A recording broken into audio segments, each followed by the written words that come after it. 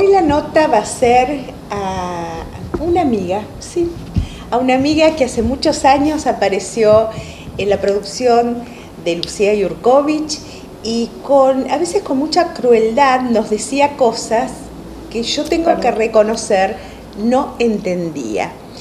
Y antes de presentarla, quiero contarles a ustedes que tengo una anécdota muy puntual con ella, y es la de informarnos desde la astrología y desde su percepción una destrucción muy grande que hubo en el mundo, que fue el ataque de las Torres Gemelas. Ella decía, no decía va a destruirse 2 edificios, ella nos decía se van a caer las estructuras y va a empezar en Estados Unidos. Y realmente no lo entendíamos, o yo personalmente no lo entendía. Cuando fue pasando el tiempo dije, uy, Catalina, qué lindo lenguaje que tiene, porque hay que prestarle atención. Por eso yo a ustedes les pido que presten atención a esta nota, porque la historia de Catalina es muy interesante. Ella, ya es más argentina que donde nació, pero vamos a meternos de lleno, la vamos a saludar y vamos a escuchar su historia. Bienvenida al programa. Gracias. Encantada de verte. Yo también, encantadísima. La verdad que es un placer enorme y bueno, en estos años que nos conocemos han pasado muchas cosas en tu vida, en mi vida, pero contanos un poco cómo llegaste a la Argentina. Empecemos por chiquitita. Y llegué a la Argentina sería por un error, pero sería por una mano del destino, porque en realidad nosotros, yo soy refugiada política en la Argentina. En el año ¿Naciste? Nací en Hungría, en Budapest, y en el 56 los rusos, es decir, la Guardia Húngara, por orden de Khrushchev en ese momento, masacró 600 chicos. Mi madre fue testigo presencial, eso fue el 23 de octubre de 1956. Por supuesto que desde Hungría, desde Rusia, la historia se vende muy distinto. Si yo sé la historia real, cómo fue. Y a partir de ahí, toda Hungría al día siguiente, el 24 de octubre, toda Hungría se puso de luto y la gente salía a la calle a tirar bombas molotov, es decir, botellas llenas de nafta, la tiraban a los tanques. Y no había armas, o sea que no fue una revolución. El ejército dijo, bueno, acá hay que tomar partido y duró 2 meses, no duró nada. Todo el mundo occidental decía, no, sí, los vamos a ayudar, nada, no nos ayudaron nada. Los tanques entraron por lugares subterráneos y en diciembre ya estaba todo quieto, pero mi madre, como fue activista en combatir a los tanques y a los que entraban, teníamos que salir de Hungría. Y la frontera austríaca estaba minada, entonces no se podía, la gente pasaba y volaba en pedazos. Terrible. Y bueno, pasamos por la frontera yugoslava, que antes era parte de Hungría, obviamente, claro. Eso fue territorio húngaro. Y como Tito era el presidente en ese momento, la madre era húngara, no entregaban a la gente que pasaba. Ellos no denunciaban a los que pasaban. Claro. Entonces, incluso Tito vivió acá en la Argentina. Fue paciente del médico donde yo trabajé. En la Argentina. Qué increíble. No, es que la verdad es que el mundo es muy chico. Y la Argentina era el lugar, claro, la Argentina era un lugar que impensado, porque mi madre era una persona muy preparada y tenía posibilidad de trabajar en Suecia, pero nos contaron que en Suecia hacía trueque con los prisioneros. Entonces, los rusos tomaban, ellos lo canjeaban por los húngaros o quien fuese. Claro. Esa fue la historia. ¿Qué edad tenías cuando llegaste? 8. 8 años tenía ahí, a los 10 años llegué acá. Uy, una memoria absoluta entonces. Sí, con 25 grados bajo cero. Fue terrible. Qué terrible. Así que la historia de los refugiados, yo lo sé en carne propia, es terrible. Y eso que dentro de todo fue muy apoyado, muy ayudado por los visibles y por los invisibles también, porque la verdad que no hemos pasado por tortura, no hemos pasado por hambre, no hemos pasado... Todo el mundo trató de colaborar con riesgo de sus vidas. Pero finalmente pasamos de Yugoslavia a Italia y de Italia había que alejarse. Y el país más lejano era Argentina. Empezó a barajarse el nombre Argentina, que había un pariente lejano de un pariente, y así fue, así llegué. ¿Y qué llegaron en barco? En el barco Salta, Ajá. el 7 de enero de 1958. Histórico barco, ya no existe más. Catalina, y bueno, claro, por supuesto entrar a los 8 años a la Argentina fue... No, a los 10. A los 10 años a la Argentina fue comenzar de nuevo Todo. idiomas, Todo. lugares, Todo. comidas y todo lo demás. ¿Y qué pasó en tu vida con la astrología y con esta percepción brutal que tenés? Bueno, la percepción, digamos, es creo que genéticamente propia de la familia. Lo que pasa que decían, no, eso es cosa de gitanos. Ah, es cosa de... No, entonces era tabú. Claro, no Era se tabú. podía hablar. Pero a sotoboche todo el mundo, no, en mi familia todos, absolutamente todos. Así que el tema es que yo me casé con un astrólogo. Claro, ¿cómo llegaste a la astrología? Porque la astrología es una ciencia muy exacta, muy concreta. Es muy exacta. Entonces, como que esta percepción que uno tiene, poder llevarla a los astros y en ese momento, creo yo que debe haber sido muy difícil. Mira, no fácil. Fue muy loco porque yo, bueno, acá tuve que hacer jardín de infantes, primaria y secundaria, ¿no? Sí. Y prácticamente la primaria hice un año, por lo demás lo hice libre, después ingresé a Buenos Aires, a la ciudad de Buenos Aires, y después conozco a una persona que le alquilaba un lugar para atender a un astrólogo, y me decía, mi madre siempre estuvo enferma. Obviamente nunca se adaptó, nunca. Cuando le dijeron que se vaya a trabajar de sirvienta, se desmayó. Sí, yo lo entiendo, claro, pero bueno. Claro. Y hoy no sería nada, porque hoy las... Bueno, pasaron muchos años también, ¿no? Pero en ese momento imagínate que era una muerte de tu mundo absoluto. Entonces... Bueno, llegaste también a un momento político argentino difícil, muy difícil, muy difícil, porque tuviste toda la etapa de los militares, toda la etapa del peronismo, muy difícil incluso de aceptar gente de afuera, ¿no? No debe haber sido fácil. Sí, no, pero yo nunca encontré gente así hostil, ¿eh? No sé, sí. Aparte, el tema era estudiar, o sea que no, mucho tampoco me daba cuenta del mundo exterior, es decir, claro, yo vivía dentro de mi mundo mental, si querés, claro, ¿no? Y bueno, mi madre estaba enferma y esta mujer que era secretaria médica dijo, bueno, vos tenés que saber qué va a pasar, y yo estaba aterrorizada, yo soy hija única, estaba aterrorizada. Dije, yo no, ¿qué voy a astrología? ¿Qué es eso? ¿Qué es eso? ¿Qué es eso? Te puedo dar cátedra, lo que es eso. Bueno, y el hombre me dijo, bueno, mire, tiene Saturno pasando a las 7, le van a proponer matrimonio, pero no le conviene. Y con el que me casé fue con él. No. Sí. Esa anécdota no la conocía. Sí. ¡Qué maravilla! Sí, bueno, ahora me puedo reír. Claro, porque fue duro. Fue muy duro, sí. Fue muy duro. Entraba sin decir, era una mente, viste que hay un libro, el hombre que calculaba, sí. El hombre que calculaba, no sé si lo hicieron en base a, no lo hicieron en base a, pero era un matemático. Claro, es matemática. Lo que pasa es que después la interpretación de eso es el tema, dónde la pones y cómo no se deben trampear las situaciones. Porque la gente dice, no, yo con magia, que él practicaba la magia aparte, esto lo resuelvo. No lo resolves, lo pospones y por ahí lo pones en un espacio peor, porque después lo que se viene de ahí es mucho peor que si uno lo hubiera enfrentado.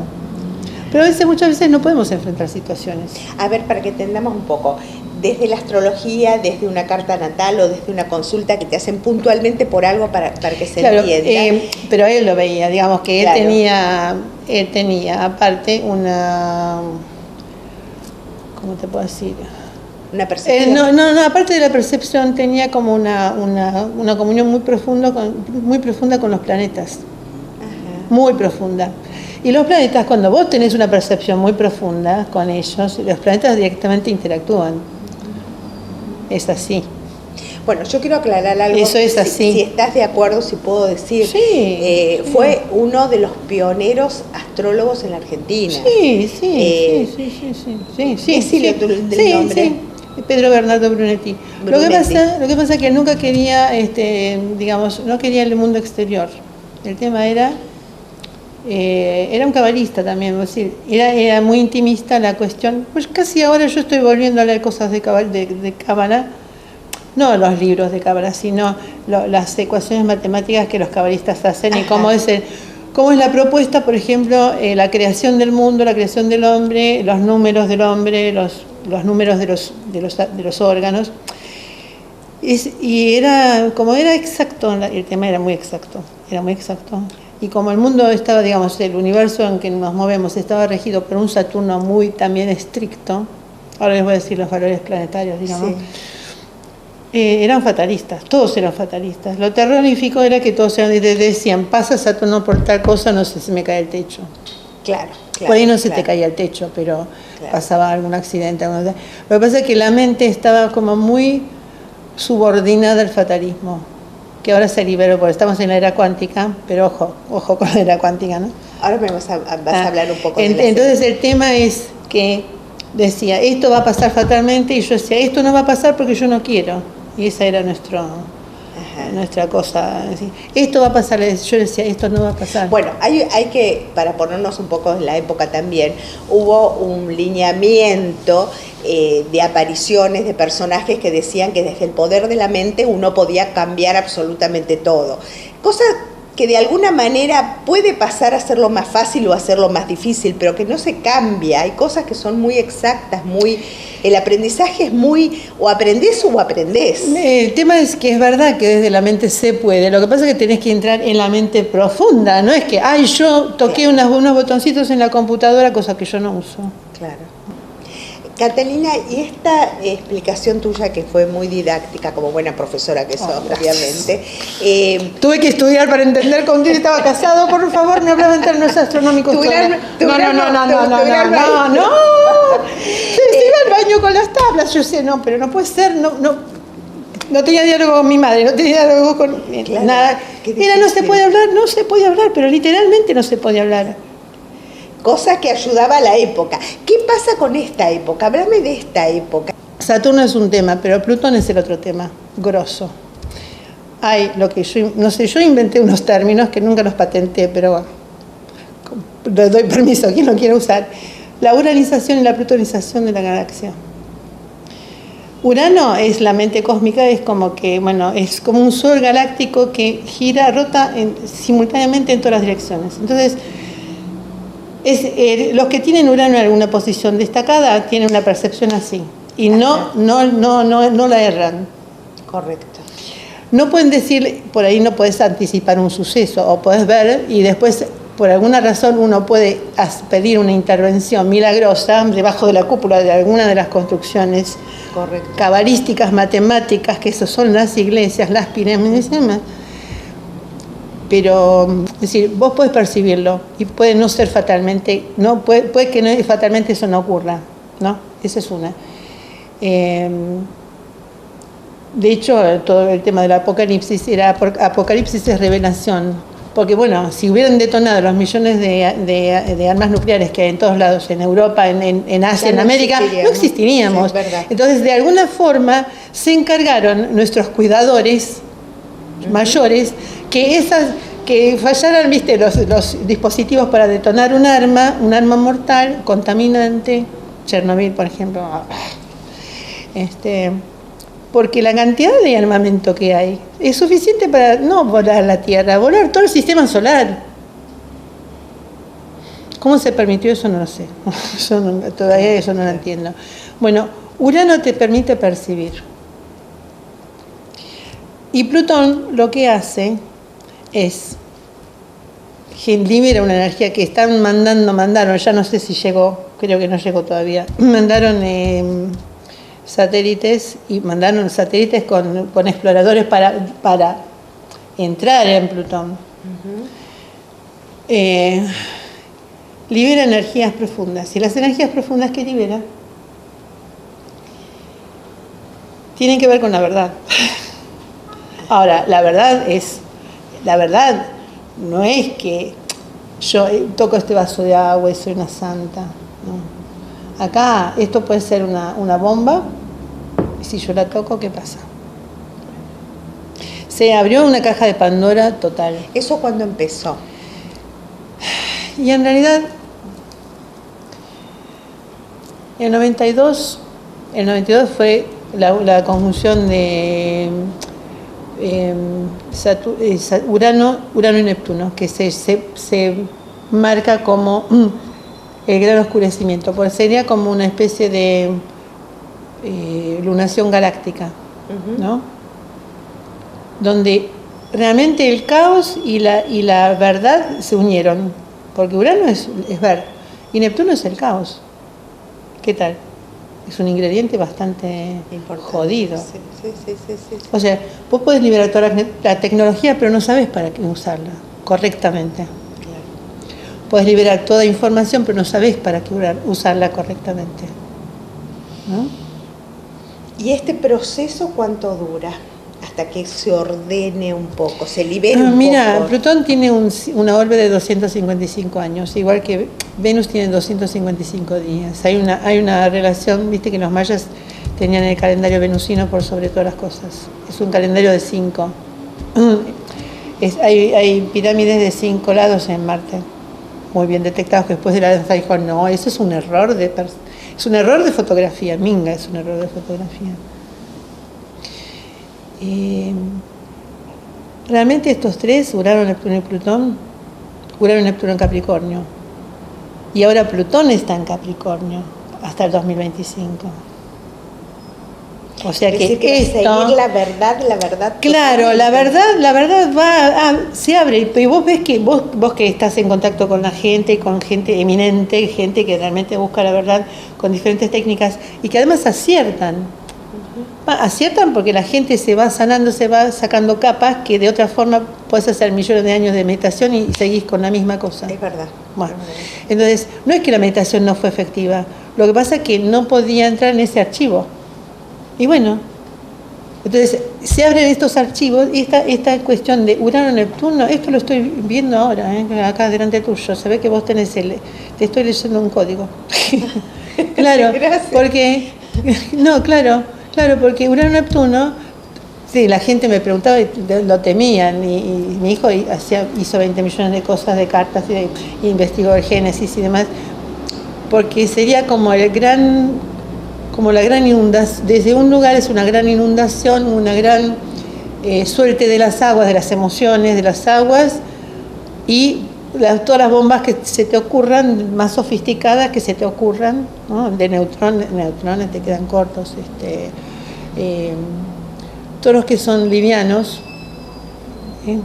partículas ultralivianas, pero que son, hay que tenerle miedo a las partículas ultralivianas, no a las cosas concretas, concretas, a las cosas que son tocables. Bueno, si llevamos esto que vos acabas de decir al organismo, nos está pasando esto. Bueno, enfermedades en 2-3 días abruptas, situaciones ambientales fuertes, cataclismos, como que hay una explosión interna y externa y universal muy fuerte. Sí. Ahora, ¿podemos los seres humanos, o es una utopía mía, aprovechar esto para poder hacer un proceso evolutivo importante? Cada uno como ser humano. Es que lo estamos haciendo. Ya lo estamos haciendo.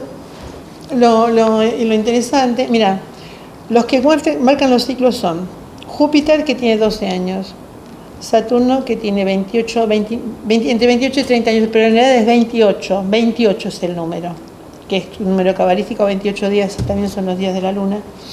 28 años es un ciclo completo, donde el humano ingresa a los 3 planos completo. Después vienen otros supraciclos de los planetas, pero en 28 vos tenés un hombre y una mujer formados. Urano tiene 84, Neptuno tiene 144, 154, no es algo tan rígido porque las orbes son elípticas. Plutón 255, nos dicen un poco más, un poco menos, pero digamos se toma como 255.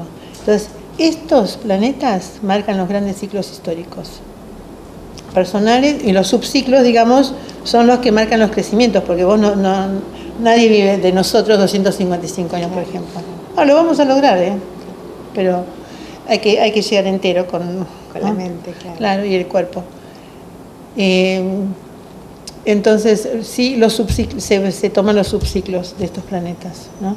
Pero marcan los grandes cambios y es imposible que no se evolucione, porque si no evolucionas, involucionás. Es imposible no evolucionar. No es que, lo vamos a hacer, no, lo estamos haciendo.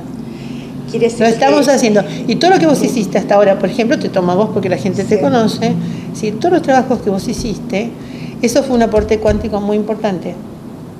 Aunque vos no lo sepas, no importa que lo sepas o no lo sepas.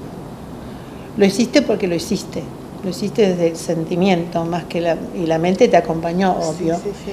Pero porque hay que tener también continuidad con esto, y con todos los sinsabores y todas las palizas y todo el cascoteo que te mandan todo el tiempo. Claro. Es verdad.